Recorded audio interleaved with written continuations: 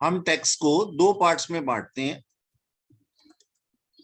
एक तो direct tax और एक इनडायरेक्ट टैक्स।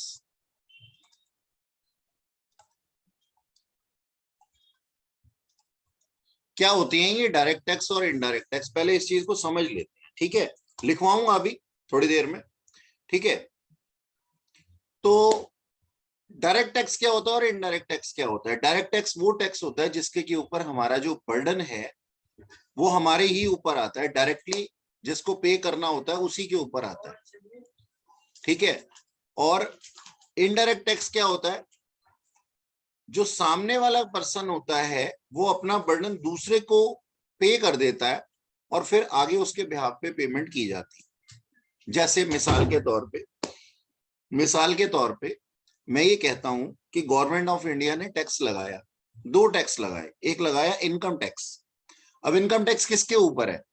आपकी इनकम के ऊपर है, आपकी इनकम के ऊपर टैक्स लगा तो आपको ही पे करना पड़ेगा। तो ये क्या है? डायरेक्ट टैक्स है, डायरेक्ट टैक्स है, इनकम टैक्स, ठीक। इनडायरेक्ट टैक्स के अंदर क्या है हमारे पास में?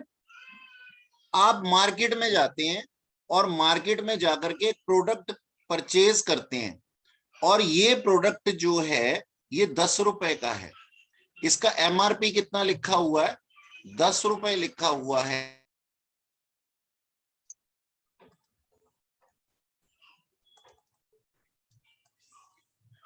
शायद कनेक्शन टूट गया था। Yes sir. एक सेकेंड ठहरना बेटा।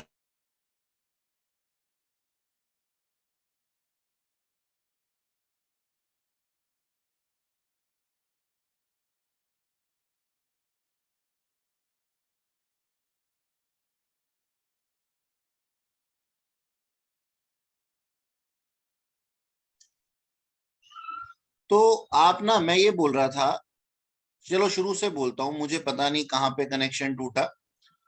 टैक्स दो तरीके का होता है, एक होता है डायरेक्ट टैक्स और एक होता है इनडायरेक्ट टैक्स।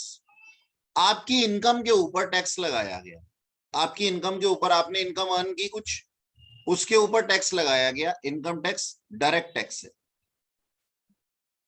और इनडायरेक्ट टैक्स का एग्जांपल क्या है? आप मार्केट में जाते हो, 10 रुपए की एमआरपी वाले एक प्रोडक्ट को परचेज करते हो। अभी जो 10 रुपए की एमआरपी है ना, इसमें कंपनी को जाते हैं 8 रुपए और गवर्नमेंट को जाते हैं 2 रुपए। किस नाम से? गुड्स एंड सर्विस टैक्स के नाम से। लेकिन आप गवर्नमेंट ऑफ इंडिया को पे करने जाते हो क्या जीएसटी? कि सर देखो हमने ये प्रोडक्ट यहां से परचेज किया था इस दुकान से, इसके ऊपर लिखा हुआ है इंक्लूसिव ऑफ ऑल टैक्सेस, और हमने इसका टैक्स कंप्यूट किया क्योंकि हम सीए का कोर्स कर रहे हैं, हम चार्टर्ड अकाउंटेंसी कर रहे हैं, तो हमें पता है कि टैक्स कैसे निकालते हैं। हमने निकाला है 2 रुपए, ये लो सर 2 रुपए हम आपको देने आए हैं टैक्स के वे। ऐसा करते हो क्या? या फिर आप क्या करते हो कि उसको, जो शॉपकीपर है उसको 10 रुपीज पे कर देते हो और घर आ जाते हो। अब जब आप शॉपकीपर को आप 10 रुपीज पे करके आ जाते हो ना, तो ये 2 रुपए भी उसके पास होते हैं। ये जो आपने पे किया है ये 2 रुपए भी उसके पास होते हैं। तो आप पे कर रहे हैं किसको? शॉपकीपर को। शॉपकीपर किसको पे कर रहा है? कंपनी को। और कंपनी आगे पे कर रही है किसको? गवर्नमेंट ऑफ इंडिया को। टैक्स लग आप ही के ऊपर रहा है लेकिन इनडायरेक्टली। बात समझ में आई? तो क्या मैं यहां पे लिख सकता हूं गुड्स एंड सर्विस टैक्स? ये मत सोचना कि आज मेरी पहली क्लास है या मैं सर के साथ में नया हूं या नई हूं, ठीक है जी। आपको कोई बात समझ में नहीं आए ना, वहीं पे रोक देना, बाकी और बच्चों को रोक करके मैं आपको समझाऊंगा। बात समझ में आई? कहने का मतलब ये है कि कुछ भी समझ ना आए, क्योंकि सब्जेक्ट एकदम नया है, एकदम न्यू सब्जेक्ट है। अकाउंट्स तो हम बचपन से पढ़ते आ रहे हैं, बिजनेस स्टडीज हम बचपन से पढ़ते आ रहे हैं, लॉ हम पढ़ ही लेते हैं थ्योरी पॉइंट ऑफ व्यू से, ठीक है ना। टैक्सेशन एकदम नया सब्जेक्ट है। तो डायरेक्ट और इनडायरेक्ट टैक्स ये होते हैं। चलिए ठीक है, अब आप लिखना जरा डेफिनेशन ऑफ टैक्स, जो मैं लिखवा रहा हूं लिखो, लिखो बच्चों टैक्स की definition. Tax is compulsory extortion of money. Tax is compulsory extortion of money by government of India. Tax is compulsory extortion of money by government of India from citizen or residents for the purpose of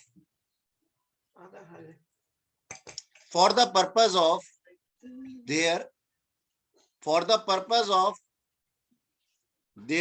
development. और यहां पे their development को ना with in bracket करके ना population कर लेना, population of nation. ऐसा ना हो कि आपके डेफिनेशन में लगे कि गवर्नमेंट अपने बेनिफिट के लिए ये रिसीव कर रही है। ठीक है बच्चों, आप लोगों ने क्या लिखा? आप लोगों ने लिखा tax is compulsory extortion of money. Sir ऐसे वर्ड्स क्यों यूज कर रहे हैं आप? कंपल्सरी एक्सटॉर्शन से तो हमारे को ऐसा लग रहा है कि कोई जबरदस्ती हो रही है, कोई गुंडागर्दी दिखाई दे रही है। हाँ बिल्कुल है गुंडागर्दी, और गुंडागर्दी ही चलेगी। समझाता हूं कैसे, किस तरीके से, ध्यान से सुनना मेरी बात। एक बात बताओ, अगर मैं आप लोगों को होमवर्क देता हूं, ठीक है जी, और होमवर्क चेक करने से पहले मैं हाथ में डंडा उठा लेता हूं, तो क्या उन लोगों को डरने की जरूरत है जिन लोगों ने होमवर्क किया है? नहीं, उनको तो कोई जरूरत ही नहीं है, उनको पनिशमेंट क्यों मिलेगी? लेकिन ये डंडा किन लोगों के लिए है? जिन लोगों ने होमवर्क नहीं किया। या आपने स्कूल कॉलेजेस वगैरह में देखा होगा। ठीक इसी तरीके से गवर्नमेंट ऑफ इंडिया कहती है हम आपसे कंपल्सरीली टैक्स लेंगे, आपसे मनी निकलवाएंगे। कहने का मतलब यह है हम तो केवल टैक्स को ड्यू कर रहे हैं आपके लिए। आप अगर टैक्स पे कर देते हैं तो वेल एंड गुड, अगर आप पे कर देते हैं ठीक है, अदरवाइज आपसे कंपल्सरीली निकलवाया जाएगा। देखो प्यार की भाषा के अंदर मार की भाषा नहीं आती, लेकिन मार की भाषा के अंदर इंक्लूड हो जाता है कि हाँ पहले प्यार से बात की गई होगी। बात समझ में आई दोनों की? अगर मैं ये बोलूं कि टैक्स ड्यू होगा और लोग पे कर देंगे, तो ऐसा तो है नहीं, कोई भी अपनी जेब से पैसा नहीं देना चाहता। तो मैं क्या बताना चाहता हूं इस डेफिनेशन के अंदर टैक्स की, कि सर गवर्नमेंट ऑफ इंडिया अगर आप टैक्स दे रहे हैं तो वो रिसीव करेगी, अगर नहीं दे रहे हैं तो वो निकलवाएगी। अच्छा किसके लिए निकलवा रही है ये? आप ही लोगों से निकलवा रही है, आप ही लोगों के डेवलपमेंट के लिए। भाई टैक्स स्ट्रक्चर जो है, आप लोग टैक्सेशन पढ़ेंगे तो टैक्स क्या आज ही लगा है? मतलब क्या गवर्नमेंट ऑफ इंडिया जब से देश आजाद हुआ उससे पहले टैक्स नहीं लगता था?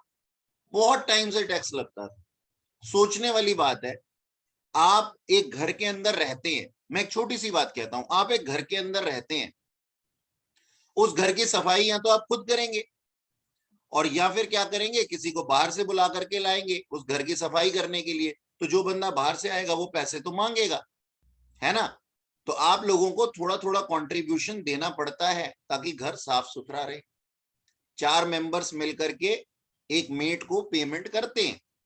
ठीक इसी तरीके से है हमारे पास भी, अगर हमने नेशन का डेवलपमेंट करना है तो हमें टैक्सेस, हमारी गवर्नमेंट ऑफ इंडिया को टैक्सेस कलेक्ट करने पड़ेंगे। अब तो सोर्सेज है ये, बाकी सारी तो बातें जो है ना वो ना सोर्सेज हैं, कि वो किस सोर्स से टैक्स कलेक्ट करती है। टोल टैक्स ले रही है, एंटरटेनमेंट टैक्स ले रही है, जीएसटी ले रही है, इनकम टैक्स ले रही है, फ्रिंज बेनिफिट टैक्स ले रही है, कस्टम्स ले रही है, एक्साइज ड्यूटी ले रही है, इंपोर्ट ड्यूटी ले रही है। किस तरीके से, क्या क्या सोर्सेज हैं।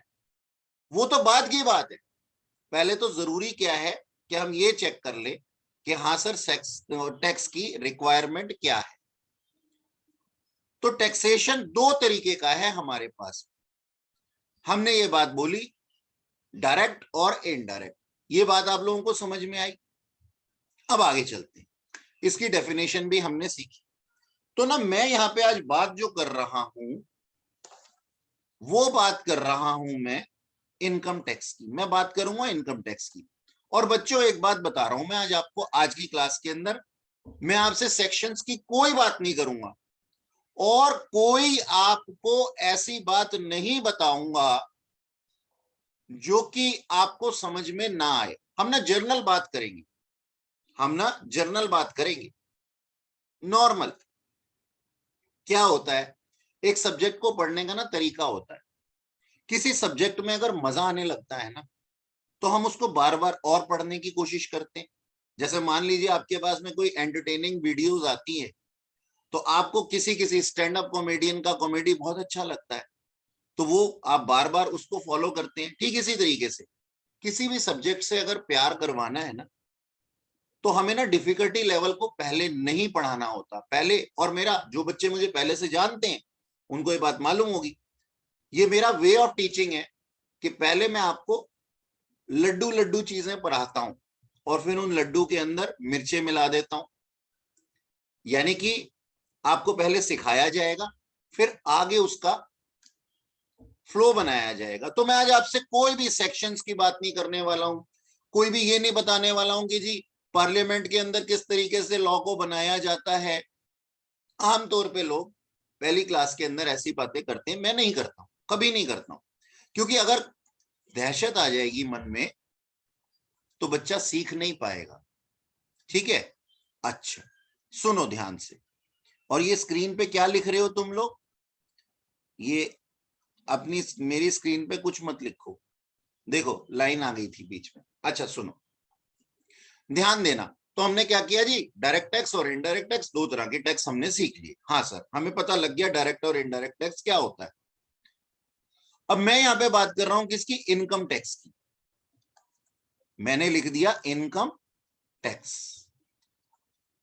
दो पार्ट्स, दो चीजों के अंदर बना हुआ है इनकम टैक्स। एक तो तुम्हें दिखाई दे रहा है क्या, इनकम, और दूसरा दिखाई दे रहा है क्या, टैक्स, है ना। दो पार्ट्स दिखाई दे रहे हैं इसके अंदर, यानी कि हमें टैक्स लगाना है। हमें क्या लगाना है, टैक्स लगाना है। तो हमें जो टैक्स लगाना है, जो हमें टैक्स लगाना है वो हमारी इनकम के ऊपर लगाना है। तो हमें पहली बात तो इसको डिफाइन करना पड़ेगा कि एग्जैक्टली इनकम क्या है, और दूसरा फिर टैक्स क्या है। तो टैक्स को तो हमने डिफाइन कर लिया कि टैक्स क्या है, कंपलसरी एक्सटॉर्शन ऑफ मनी है, जबरदस्ती निकलवाया जाएगा, आप देंगे तो ठीक है, नहीं देंगे तो आपसे निकलवाया जाएगा। टैक्स हमने कर लिया। इनकम क्या है, देखो ध्यान से समझना मेरी बात को कि इनकम क्या बोल रही है। इनकम ये बोल रही है, एक पर्सन है, मैं एक पर्सन हूं, ठीक है जी। मैं सुबह उठता हूं और 9 बजे मैं अपने ऑफिस में पहुंच जाता हूं।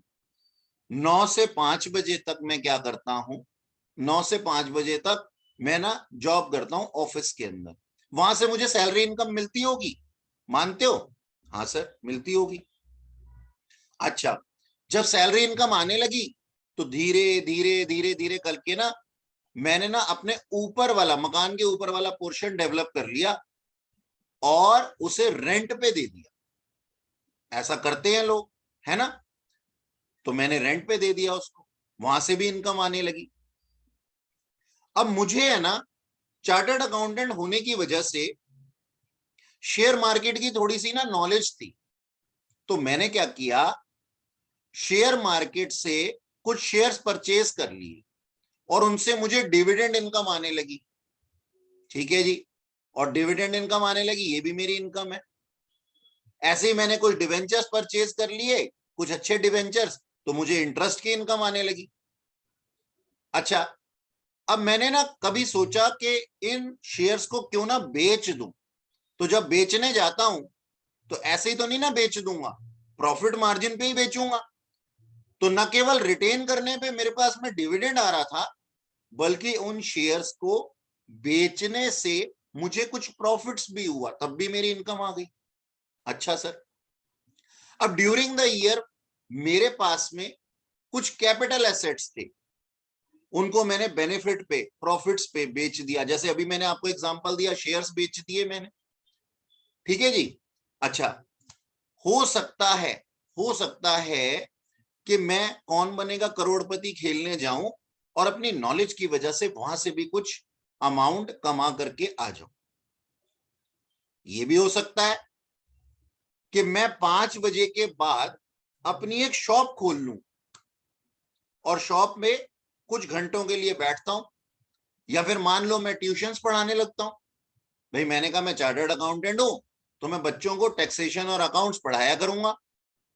तो मैंने बच्चों को ट्यूशन क्लासेस देनी शुरू कर दी शाम को, वहां से भी मेरी इनकम आने लगी। सर मोटी पार्टी हो आप तो, इसका मतलब यानी कि खूब कमाते हो आप। हाँ, एक इंसान चाहे तो खूब कमा सकता है। इनकम टैक्स डिपार्टमेंट ने कहा लोगों की इनकम बहुत सी जगहों से होती है, तो क्यों ना हम डिफाइन करें कि इनकम एग्जैक्टली है क्या। तो उन्होंने इस इनकम को 5 हेड्स के अंदर डिवाइड कर दिया। अब क्या है ये 5 हेड्स, आओ लिखें, मेरे साथ लिखना। ऊपर लिखना heading heads of income, heads of income. Number 1, income from salary.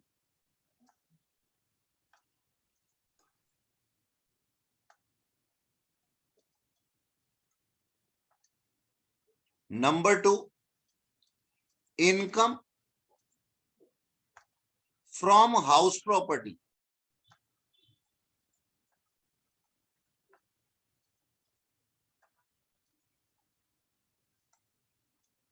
Number 3, income from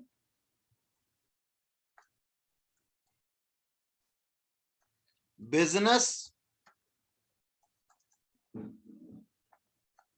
and profession. Number 4, income from capital gain.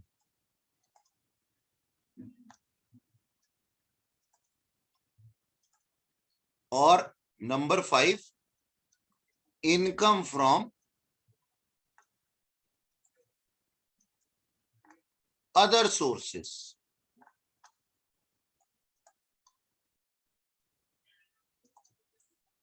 तो ये 5 हेड हैं जहां से इनकम अर्न हो सकती है। अब देखो बच्चों, ध्यान से सुनो मेरी बात।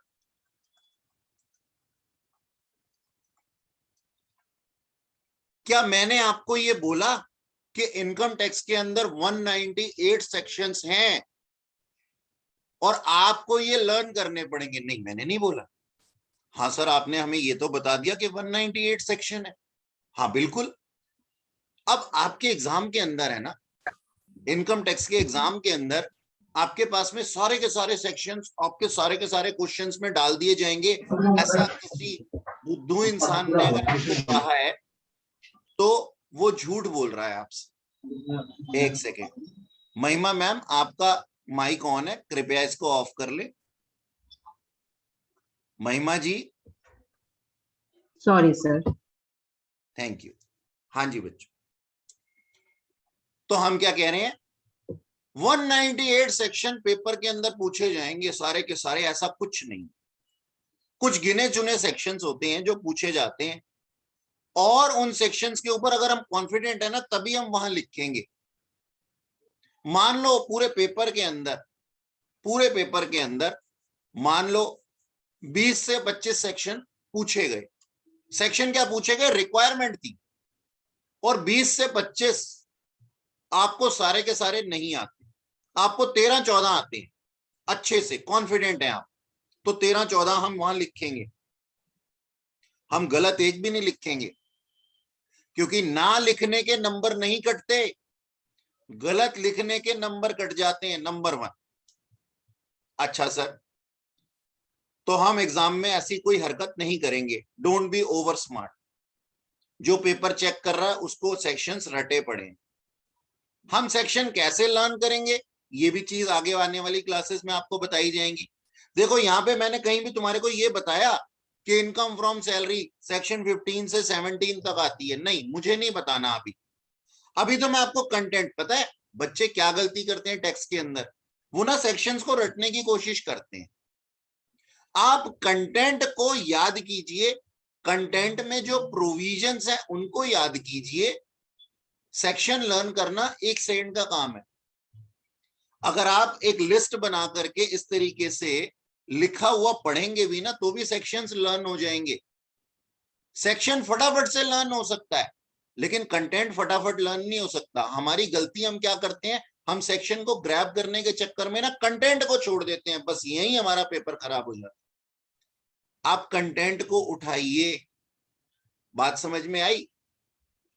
तो कंटेंट उठाने के साथ में उसके प्रोविजंस याद कीजिए, सेक्शन अपने आप लर्न हो जाएगा। मैं एश्योरेंस देता हूं, मैं करवाऊंगा आपको क्लासेस के अंदर। लेकिन यहां पे मैंने आपको कभी भी अभी कोई भी एक भी सेक्शन के बारे में नहीं बताया कि कौन सा चैप्टर कौन से सेक्शन के अंदर आता है। देखो मैंने ये लिस्ट खाली छोड़ी हुई है, क्यों? क्योंकि आज हमारी पहली क्लास है और मैं आपको कंफर्टेबल फील कराना चाहता हूं टैक्सेशन के साथ में। ठीक है सर। अब ये हमारे हेड्स ऑफ इनकम है, ठीक है, इनके बारे में भी लिखेंगे कि ये होता क्या है। पहले मैं आप लोगों को बताऊं कि इसे, इन टोटल्स को मिला करके क्या कहते हैं, gross total income. Gross total income. अरे सर ये तो टोटल इनकम है, आपने ग्रॉस वर्ड क्यों यूज कर लिया? इसका मतलब अभी आप आगे कुछ और करने वाले हैं। हाँ बिल्कुल करने वाला हूं। देखो ग्रॉस वर्ड हमने क्या पढ़ा था अकाउंट्स के अंदर, ग्रॉस प्रॉफिट, और फिर ग्रॉस प्रॉफिट के बाद में फिर आगे कहानी चल पड़ती है ना? इसी तरीके से यहां पे भी कुछ पिक्चर बाकी है अभी। क्या पिक्चर है वो? माइनस डिडक्शन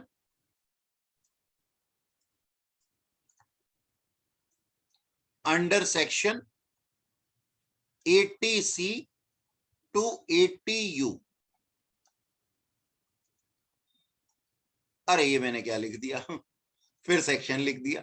चलो अच्छा कोई बात नहीं, एक गलती तो माफ होती है। चलो अच्छा खैर कोई बात नहीं, लिख दिया तो लिख दिया, अब इसको काटूंगा नहीं, आप भी लिख लेना अपनी कॉपी के अंदर। अच्छा एक बात मैं एब्रीवेशंस बता दूं टैक्सेशन के, U/S का मतलब होता है अंडर सेक्शन,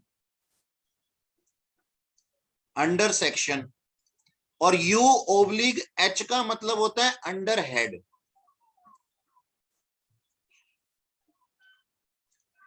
ठीक है? अच्छा सुनो, मेरी बात सुनो ध्यान से। पहले तो ये डिडक्शंस क्या हैं सर, और ये यहाँ पे माइनस के साइन के साथ क्यों आई हैं, जरा हमें ये भी तो समझाओ। हाँ बिल्कुल समझाऊंगा। देखो मान लो आप एक शॉपकीपर के पास जाते हो, है ना? आप एक शॉपकीपर के पास जाते हो, उस शॉपकीपर ने ना एक बात बोली है। क्या बोली हुई? यहाँ पे हमारे पास में बच्चे बैठे हुए हैं, ठीक है? तो मैंने ना पूनम को बोला, मैंने कहा पूनम आप ना, मैं मान लो एक शॉपकीपर हूं, मैंने पूनम को एक बात बोली, मैंने कहा पूनम आप मेरी शॉप पे ना 15 तारीख से पहले आना, ठीक है? 15 तारीख से पहले आना और 50,000 रुपए की शॉपिंग करना, तो मैं आपको 20% डिस्काउंट दे दूंगा। पूनम ने कहा ठीक है। अब पूनम ने पता क्या किया, 13 तारीख को ही आ गई शॉपिंग करने के लिए, और शॉपिंग की 30,000 रुपए की, और मुझसे लड़ाई कर रही है, कहती हैं आप 20% डिस्काउंट क्यों नहीं दे रहे हो? मैंने कहा पूनम मैडम ऐसे थोड़ी होता है, मैंने आपको क्या कहा था 15 तारीख से पहले आना, तो हाँ मैं आई तो हूं 15 तारीख से पहले। मैंने कहा नहीं, दूसरी कंडीशन भी थी कि 50,000 रुपए की शॉपिंग करना तब 20% का डिस्काउंट मिले। कहती है अच्छा ठीक है। पूनम बाहर चली गई शॉप से, अब फिर आती हैं एक बारी, नेक्स्ट मंथ फिर आती हैं, अब की बार आती हैं 18th को और 90,000 की शॉपिंग कर लेती हैं मुझसे, और फिर झगड़ा कर रही हैं, कहती हैं आपने 20% का डिस्काउंट नहीं दिया। मैंने कहा पूनम जी मेरी बात सुनिए ध्यान से, मैंने पिछली बार भी समझाई थी मैंने आपको कहा था 15 तारीख से पहले आना, आज डेट क्या है 18, और आपने शॉपिंग चाहे 90,000 की है, लेकिन एक रूल तो वायलेट कर दिया ना। तो पूनम जी के समझ में आया कि मैं कहना क्या चाह रहा हूं। मैं दो बातें कहना चाह रहा हूं, 15 तारीख से पहले आना और 50,000 रुपए की शॉपिंग करना, दोनों कंडीशन जब फॉलो होंगी ना, तब तुम्हें 20% का डिस्काउंट मिलेगा। बात समझ में आई मेरी बच्चों? ऐसी स्कीम्स तुमने देखी होंगी हर जगह पे। अब यही चीज है डिडक्शंस के अंदर। डिडक्शन में सेक्शन 80 से लेकर 80C से लेकर के 80U तक कुछ पॉइंट्स लिखे हुए हैं। जैसे अपन वीडियो गेम खेलते थे ना बचपन में, हमारा प्लेयर जा रहा है जा रहा है जा रहा है, बीच में एक पावर पड़ी हुई होती थी, हम उसके ऊपर जंप करते थे, वो पावर हमारे लिए ही होती थी। हम उसके ऊपर जंप करते थे, वो पावर हमारे अंदर आ जाती थी और कुछ एक्स्ट्रा ऑर्डिनरी बन जाता था हमारा प्लेयर। तो ठीक इसी तरीके से यहाँ पे क्या है, सेक्शन 80C से 80U के अंदर है ना, बहुत से लोगों के लिए ना कुछ कंडीशंस दी हुई है। अगर कोई पर्सन उन कंडीशंस को पूरा कर देता है ना, अगर कोई पर्सन उन कंडीशंस को पूरा कर देता है, तो जितने अमाउंट का उसके अंदर अमाउंट, जितना अमाउंट उसके अंदर डिडक्शन के अंदर लिखा हुआ होता है, उतने तक उसको टैक्स में छूट मिल जाती है। यानी कि उसको उस अमाउंट के ऊपर टैक्स नहीं देना पड़ता। अभी समझाता हूं मैं टेक्निकल वे में। पहले मैं बताऊं, ये माइनस करने के बाद में यहां पे आएगा net taxable income.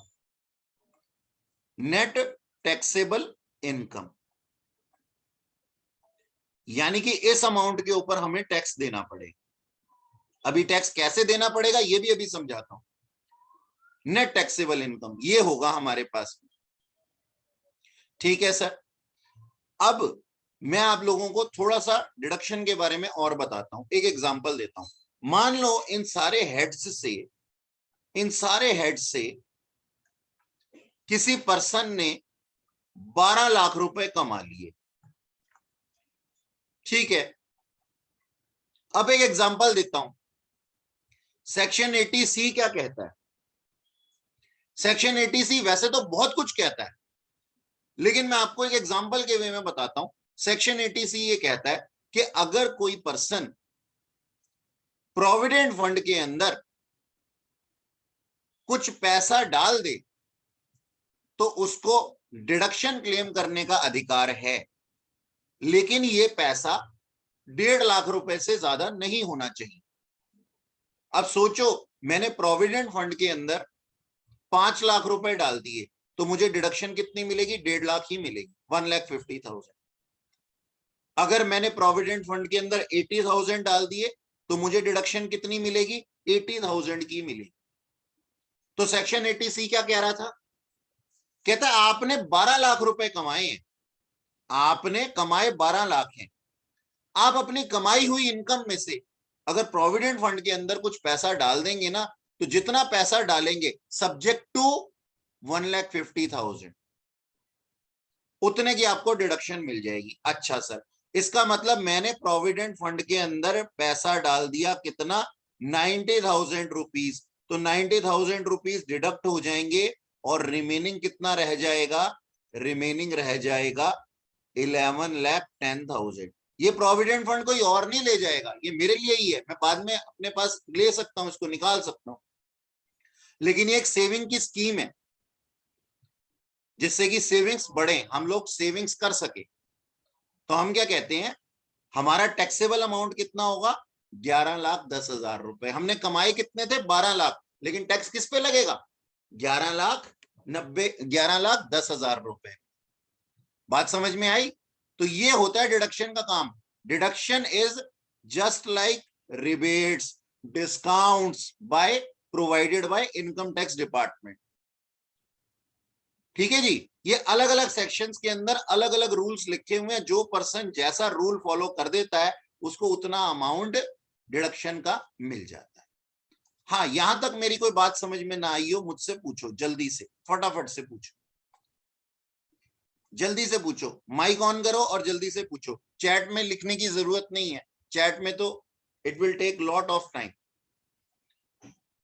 Mic on करो और पूछो, किसी को कुछ पूछना है तो, वरना मैं आगे चलता हूँ। लिखवा दो सर ये प्रोविडेंट फंड वाला। हाँ वो सब लिखवाऊंगा। अरे तू टेंशन क्यों ले रहा है? ये देख, एक सेकंड, तेरे को चीज दिखाता हूँ। ये देख, ये देख, ये है ना तेरे पास में, ये तेरी बुक है। सर बुक तो नहीं है मेरे पास। अरे तेरी बुक, मेरी बुक, तेरी बुक, कहने का मतलब ये पूरी की पूरी बुक पीडीएफ ये तेरे को मिल जाएगी। सब कुछ लिखा हुआ है इसके अंदर, लेकिन समझना तो हमें है। लिखवाऊंगा अभी मैं वैसे। ये रही हमारी बुक, ठीक है ना। और देखो यहां क्या लिखा हुआ है, बहुत सारी चीजें लिखी हुई हैं, ठीक है। देखो मैं तुम्हें दिखाता हूं, इस तरीके से लिखा हुआ है सब कुछ।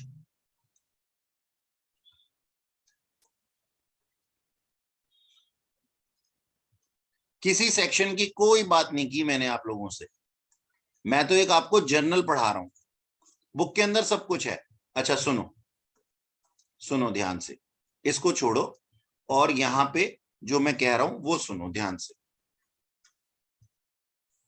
प्रोविडेंट फंड वाली बात ही नहीं, और भी चीजें बताऊंगा। पहले ये जो मैंने लिखवाया है सबको सबने नोट कर लिया? Yes sir. ठीक है। अब ना चलो लिखो, इनकम फ्रॉम सैलरी। पहले जान तो ले इनकम फ्रॉम सैलरी होता क्या है, टैक्स तो बाद में लगाएंगे उसके ऊपर। तो सबसे पहले लिखना hashtag income from salary.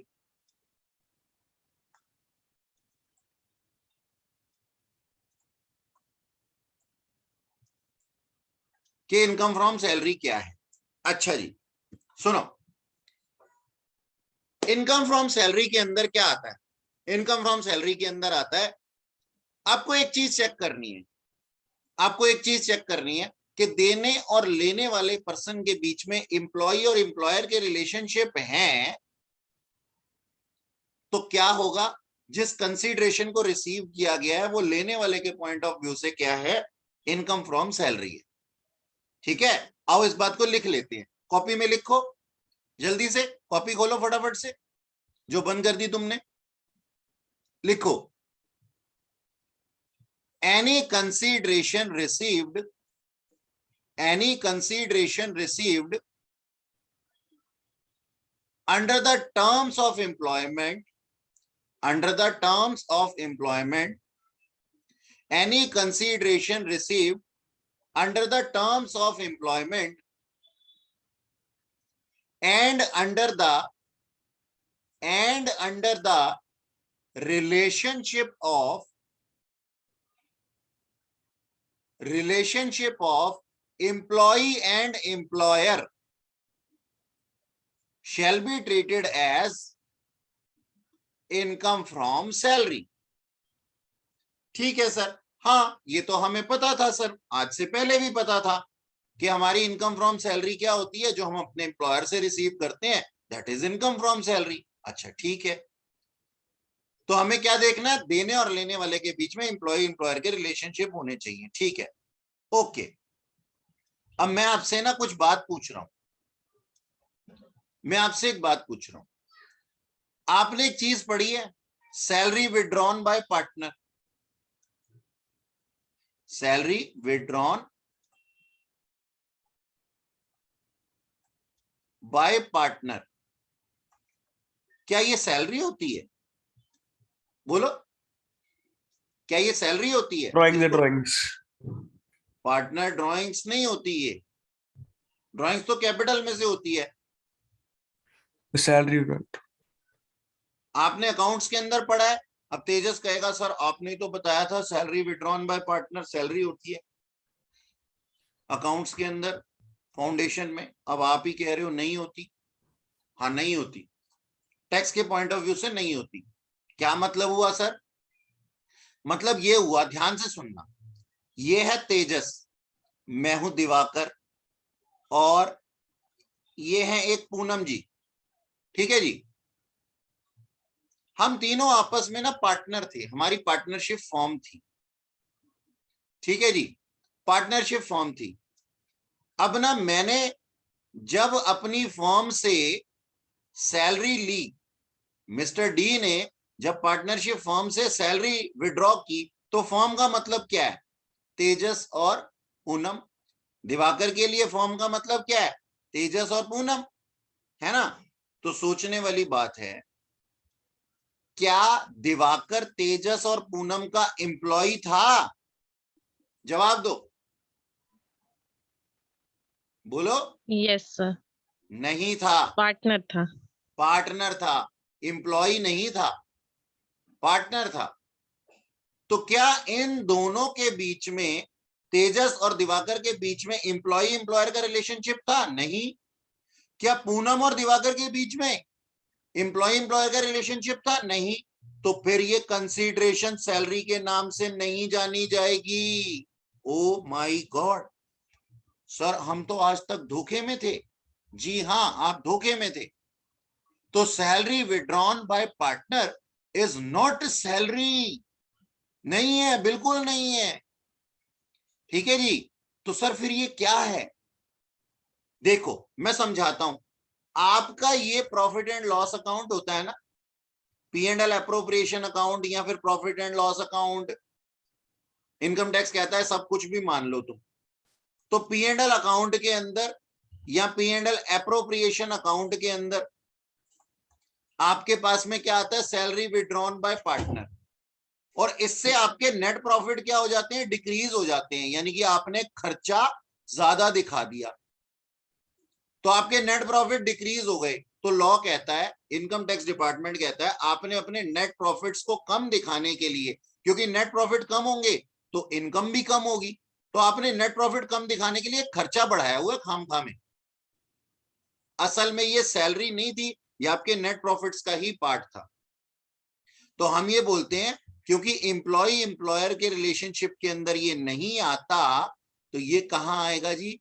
Income from business and profession के अंदर आएगा। तो सैलरी विड्रॉन बाय पार्टनर जो है सैलरी नहीं है, ये तो क्या है? प्रॉफिट के पोर्शन है, इसलिए ये कहां पे आएगा? Income from business and profession के अंदर आएगा, यहां पे थर्ड केस। तो वहां पे लिखो अपने पास में, salary withdrawn bye partner, salary withdrawn bye partner shall not be considered as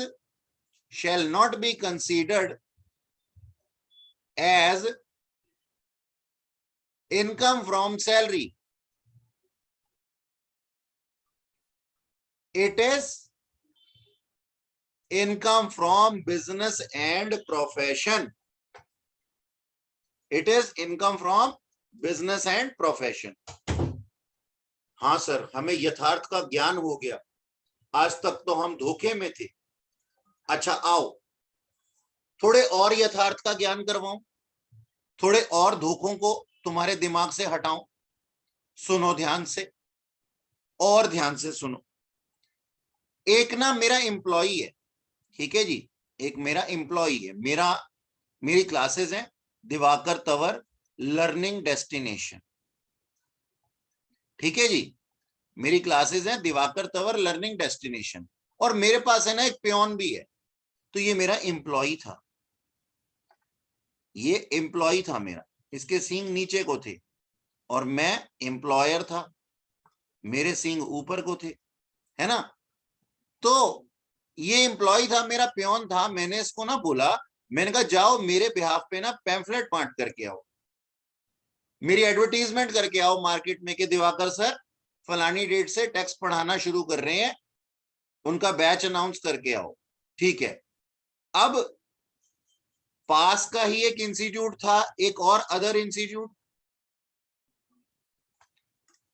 उसने भी इसको प्रपोजल दिया, कहते जा तो रही हो, मेरे पैम्फलेट भी डिस्ट्रीब्यूट कर देना।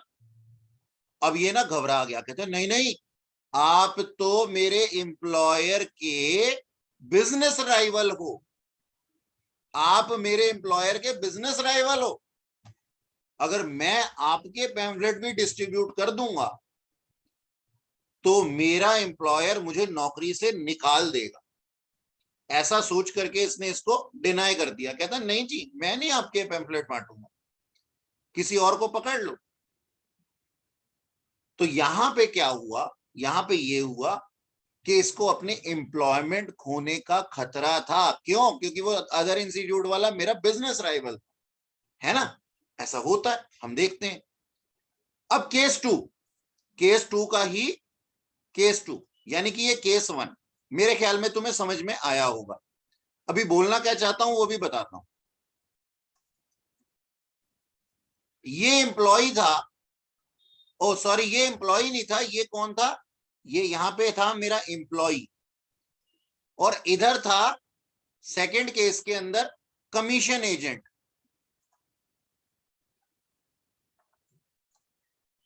मैं गया चौक पे, वहां से एक लड़के को बुला लाया। मैंने कहा बेटा एक काम करो, शाम तक मेरे 10,000 1,000 पैम्फलेट बांट दो, तो मैं तुम्हें शाम को 500 रुपए दूंगा। ठीक है जी। अब ये मेरे पैम्फलेट लेकर के जा रहा था, कमीशन बेसिस पे मैंने इससे काम करने को बोला था। अब कोई अदर इंस्टीट्यूट वाला इसको मिल गया रास्ते में, कहते जा तो रहे हो, मेरे भी बांट देना। तो ये कोई घबराएगा क्या? नहीं। क्यों? क्योंकि ये कमीशन एजेंट है, इसकी रेगुलर एम्प्लॉयमेंट नहीं है मेरे साथ में, कमीशन बेसिस पे काम कर रहा है, कमीशन बेसिस पे काम कर रहा है। तो अब सोच करके देखो, मेरे एम्प्लॉय की जो कंसीडरेशन है वो तो इनकम फ्रॉम सैलरी होगी। क्या ये कमीशन एजेंट की इनकम को कभी कभी तुम इनकम फ्रॉम सैलरी कह देते हो, क्या ये इनकम फ्रॉम सैलरी है? बताओ, जल्दी से बताओ, सोच के बताओ, बोलो, जवाब दो। क्या एग्री करते हो कि ये सैलरी है? No, sir. नहीं है। कमीशन एजेंट की इनकम जो है वो इनकम फ्रॉम सैलरी नहीं है। तो सर फिर ये कहां जाएगी, कौन से हेड में जाएगी? देखो, कमीशन एजेंट अपनी सर्विसेज दे रहा है, और सर्विस प्रोवाइडर जो होता है वो कौन होता है? प्रोफेशनल होता है, चाहे वो कुछ भी हो। ये मत सोचना कि वो कोई बड़ा काम कर रहा है या छोटा काम कर रहा है। एक डॉक्टर भी प्रोफेशनल है, और एक बाल काटने वाला जो बार्बर है वो भी प्रोफेशनल है। एक कॉबलर जो आपके जूते ठीक करता है, जिसको कि मूची कहते हैं हिंदी में, वो भी प्रोफेशनल है। तो जो लोग सर्विसेज दे रहे हैं, कमीशन एजेंट अपनी सर्विसेज दे रहा है, इसलिए ये क्या होता है sir? Income from business and profession के अंदर आएगा, ये प्रोफेशनल है। ठीक है जी। अब इस चीज को लिख लो, इस चीज को लिख लो।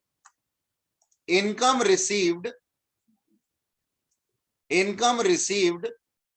Bye commission agent, income received by commission agent shall not be considered as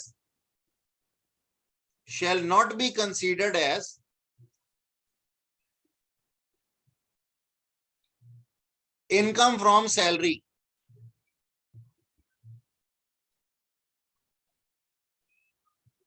However, it is income from business and profession. It is income from business and profession. तो दो पॉइंट हमने कवर कर लिए, एक तो सैलरी बाय पार्टनर और commission received by commission agent.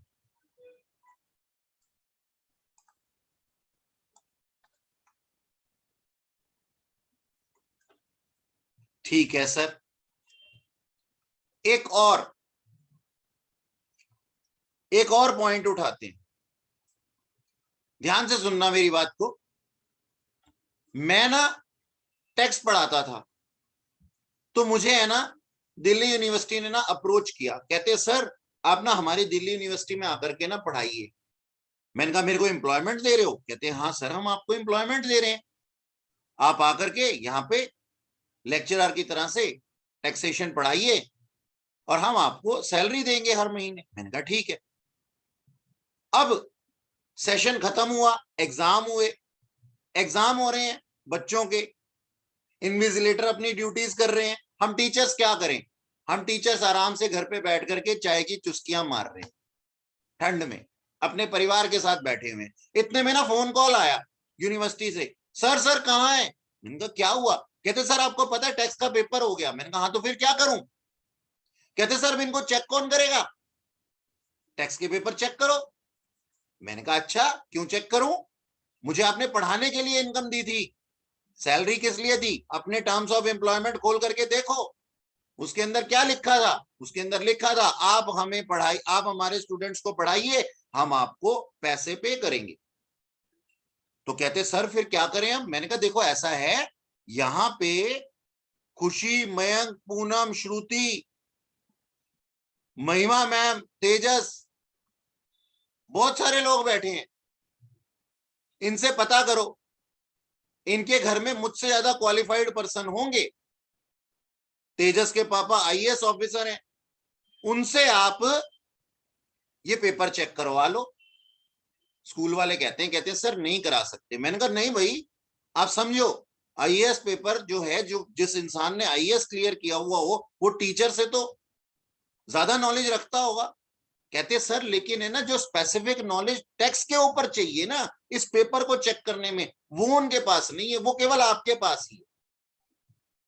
तो इस वजह से ये पेपर है ना आप ही को चेक करने पड़ेंगे। मैंने कहा नहीं, मैं तो बड़ा मनी माइंडेड पर्सन हूं, मैं नहीं करूंगा फ्री में काम। कहते अच्छा सर कोई बात नहीं, आप एक काम करो, पर पेपर चेक करने के हमसे आप 200 रुपीज ले लेना, ये 10,000 कॉपीज हैं, इसको चेक करके दे दो। मैंने कहा हाँ ठीक है। अब मुझे एक बात बताओ, जब मैं एज अ लेक्चरर वहां पे लेक्चर ले रहा था तो मेरी मेरी यहाँ पे टीचर की जो सैलरी है दो तरीके से आई है ना। टीचर की जो इनकम है वो दो तरीके से आई है, बाय टीचिंग और बाय पेपर चेकिंग,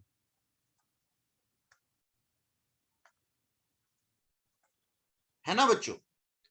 अब टीचिंग से जो आई है वो टर्म्स ऑफ एम्प्लॉयमेंट के अंदर था, तो ये इनकम फ्रॉम सैलरी है। लेकिन ये जो पर पेपर अलग से 200 रुपए दिए गए हैं ना कमीशन के, यहां पे मैं एज अ कमीशन एजेंट काम कर रहा हूं, ये income from business and profession के अंदर आएगी। यहां पे मैंने अपनी प्रोफेशनल सर्विसेज दी थी, तो जो कमीशन होगी मेरी जो पेपर चेकिंग से मिली है वो कहां आएगी? Income from business and profession के अंदर आएगी। बात समझ में आई मेरी? तो ये नेक्स्ट एग्जांपल टीचर का लिख लो तुम लोग, commission received by teacher for paper checking shall not be considered as income from salary, it is his income from business and profession। ठीक है जी, क्योंकि प्रोफेशनल सर्विसेज की वजह से ये आई थी। हाँ अगर टर्म्स ऑफ एम्प्लॉयमेंट के अंदर लिखा हुआ होता कि मुझे पढ़ाना भी है और पेपर चेकिंग भी करनी है और उसके लिए पर मंथ ये सैलरी मिलेगी, तो वो इनकम फ्रॉम सैलरी होती। ठीक है सर एक बात बताओ, हम ये क्यों आइडेंटिफाई कर रहे हैं कि कोई इनकम हमारी कौन सी हेड में जानी चाहिए? इस हेड में, इस हेड में, इस हेड में, इस हेड में या इस हेड में? हम क्यों आइडेंटिफाई कर रहे हैं? क्या जरूरत है? सब चीजों को मिलाकर के कहीं भी कुछ भी लिख दो, ग्रॉस टोटल इनकम में तो सब कुछ ही आ जाएगा। ऐसा नहीं होता, ऐसा नहीं होता। सोचो आपके घर में एक अलमीरा होती है, मेरे घर में एक अलमीरा है, आपके घर में भी एक अलमीरा होगी, है ना। सबसे ऊपर एक शेल्फ होता है, यहाँ पे आपके कुछ डॉक्यूमेंट्स वगैरह पड़े हुए होते हैं जो आप पढ़ाई लिखाई करते हैं ना। फिर आपकी यहाँ पे कोट्स वगैरह टंगे हुए होते हैं इधर इस पोर्शन के अंदर। यहाँ पे एक छोटा सा लॉकर होता है और इसके साथ में ये एक बॉक्स भी होता है, ये लॉकर है और यहाँ पे एक बॉक्स भी होता है और नीचे एक कंपार्टमेंट और होता है और सबसे नीचे शू रैक होता है।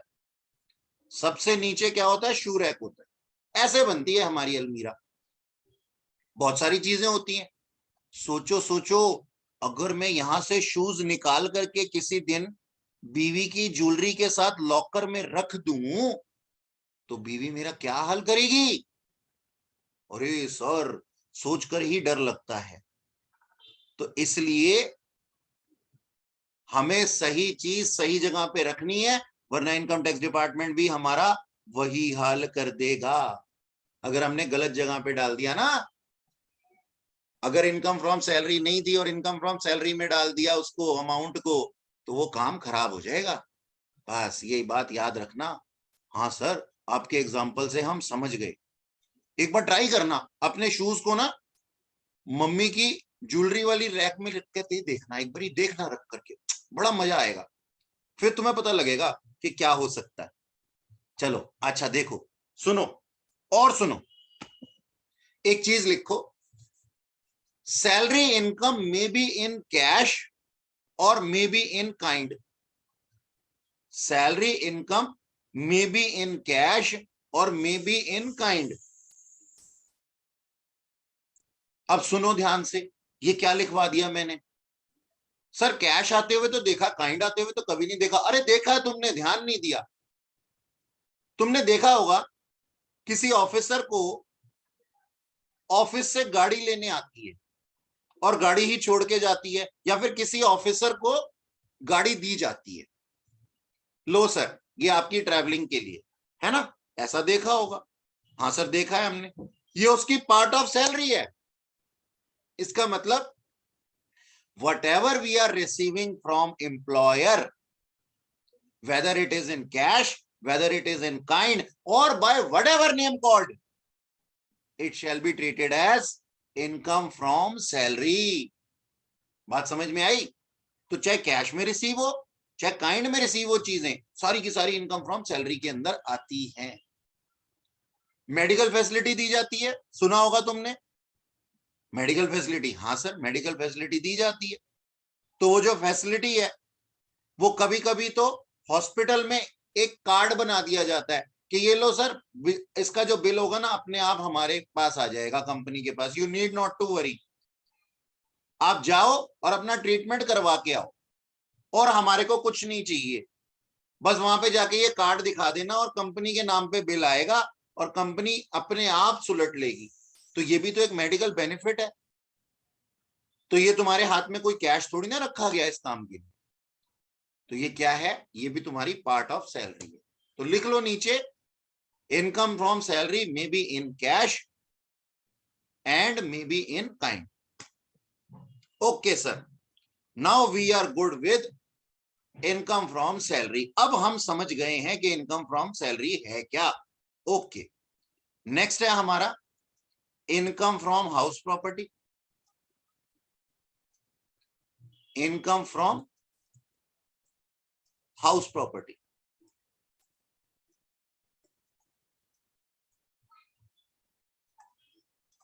तो इसके अंदर लिखो क्या है ये income from house property. Any rent received, any rent received from letting out of any building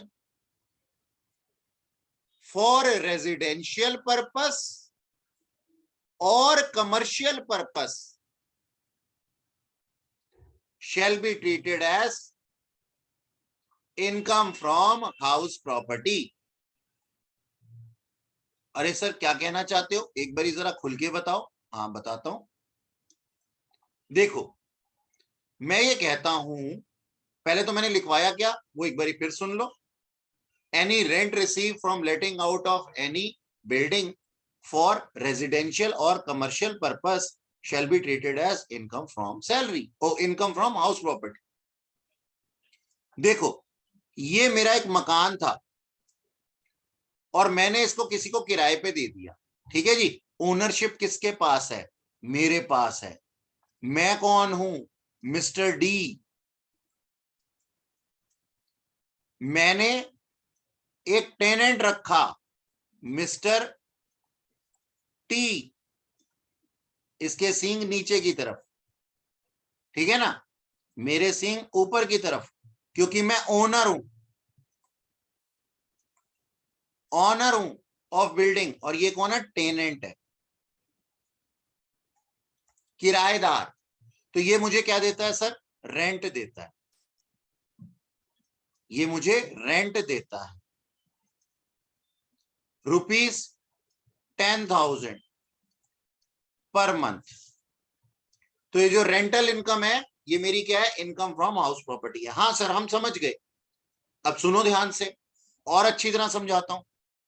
अब थोड़े दिनों बाद मिस्टर टी यानी कि तेजस ने एक गाड़ी खरीदी और इस बिल्डिंग के साथ में ये ना एक पार्किंग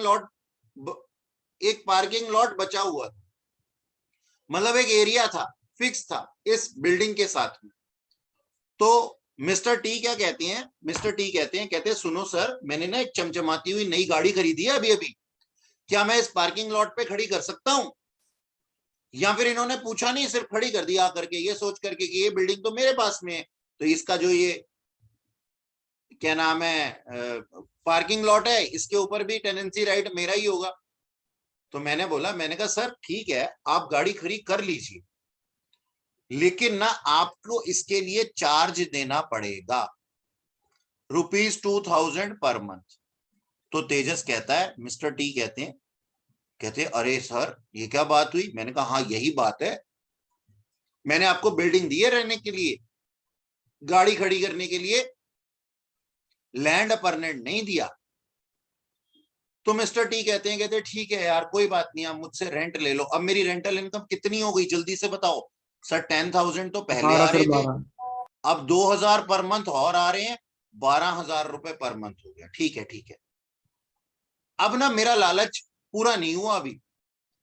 मेरे पास है ना प्राइम लोकेशन पे ये बिल्डिंग थी और मेरे पास में है ना वो लोग आ गए, वो टावर लगाने वाले होते हैं ना, आइडिया वाले। तो उन्होंने ना कुछ टावर लगा दिया, कहते टावर लगा दें यहाँ पे। मैंने कहा हाँ बिल्कुल लगा दो।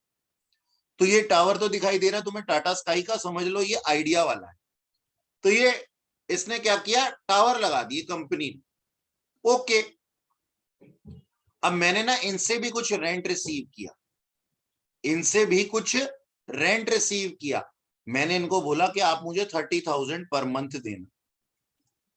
रूफ राइट ट्रांसफर कर दिया इनको, रूफ राइट ट्रांसफर किया है, राइट ट्रांसफर किया है, सिर्फ रूफ का ओनरशिप ट्रांसफर नहीं की है। तो मैं 30,000 पर मंथ इनसे भी ले रहा हूं। बिल्डिंग 20,000 की, लैंड परनेंट 10,000 रुपए पर मंथ का, और रूफ राइट 30,000 रुपए पर मंथ का। टोटल मेरा रेंट कितना हो गया? 12 और 30 42,000 सर। 42,000। तो 42,000 per month multiplied by 12 whatever it is my income from house property। ठीक है जी, ओके। तो हम क्या कहते हैं, अब आगे इसके आगे और लिखिएगा, any rent received from land appurtenant, any rent received from land appurtenant adjacent to building and any rent received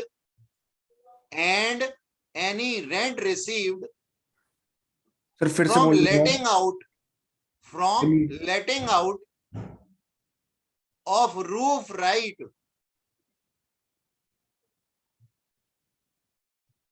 shall also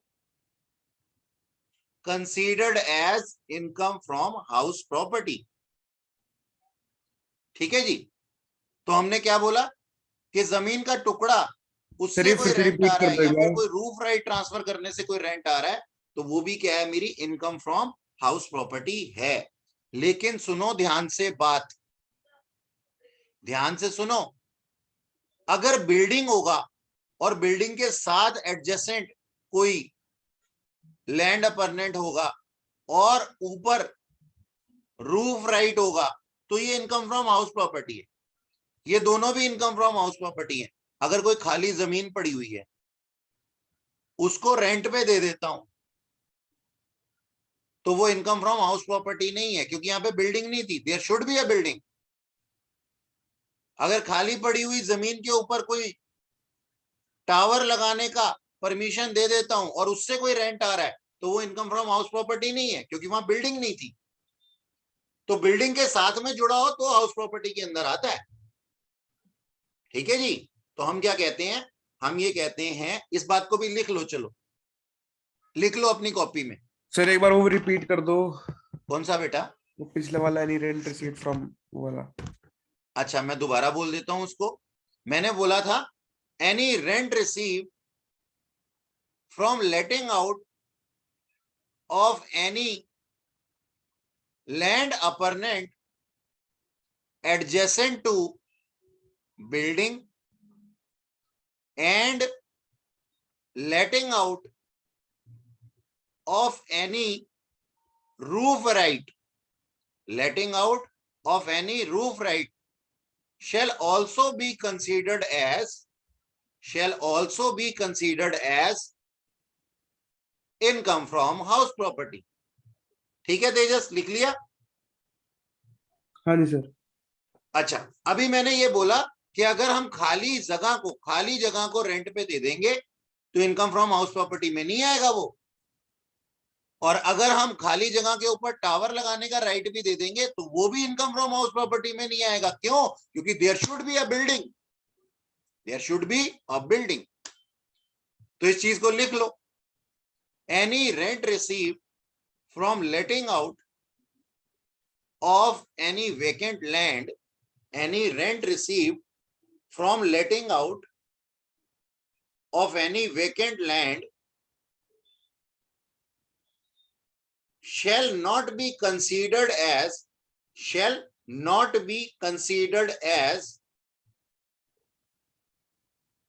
income from house property,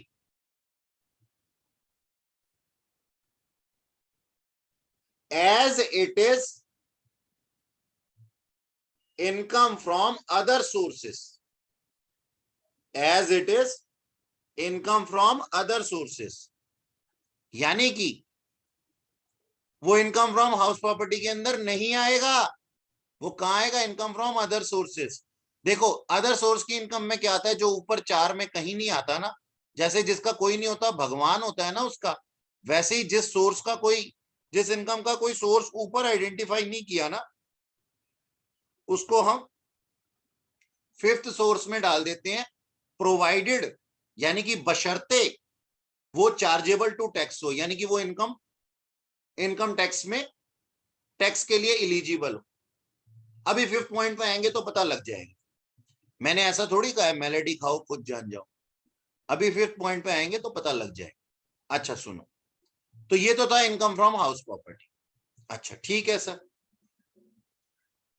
next है हमारे, अच्छा एक छोटी सी बात बताओ मेरे को जरा सोच करके। आपको पता है मुंबई में ना हट्स होती है ना, ये हट्स देखिए,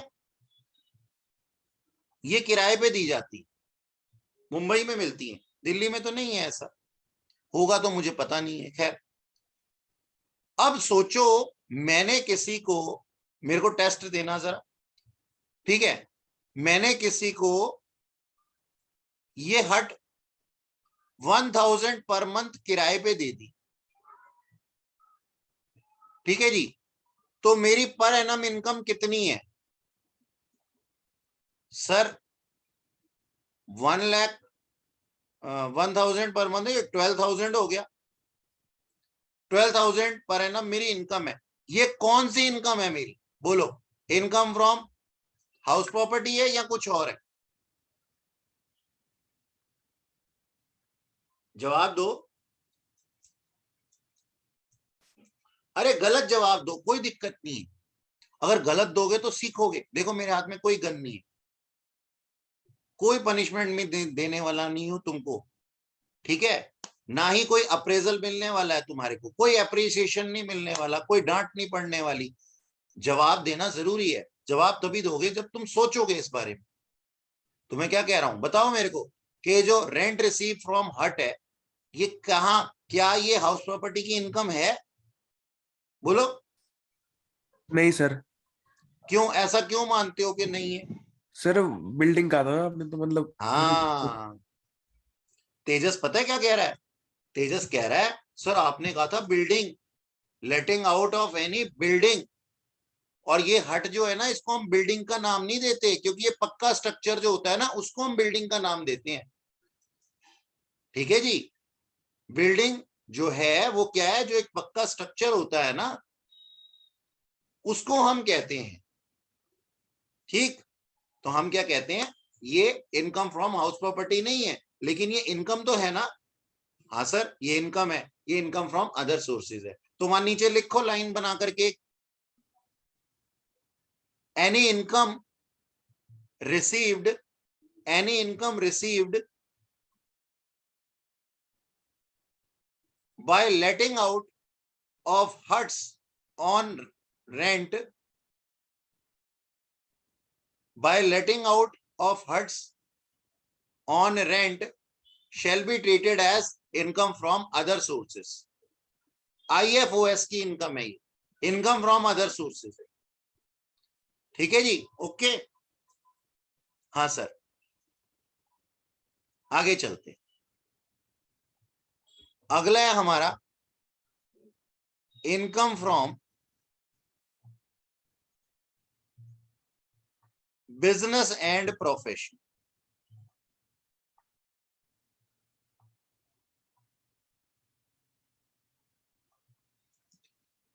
income from business and profession, ठीक है जी।